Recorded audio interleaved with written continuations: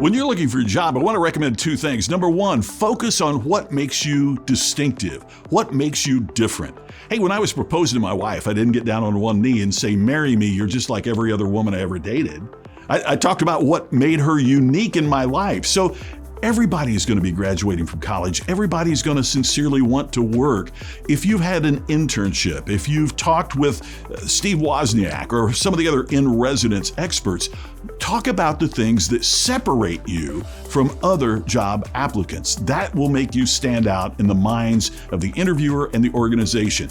Second thing is focus on what you're going to do for the organization, not what the organization can do from you. Certainly you need to know what the compensation package is going to be, but focus more on the questions that you have for them. How can you help their organization grow? At the end of the day, that's what they're looking for. They're looking for an employee that will help their organization advance and become more distinctive. Center on how you're distinctive and what you can do to help make them more unique, more profitable, and a better organization.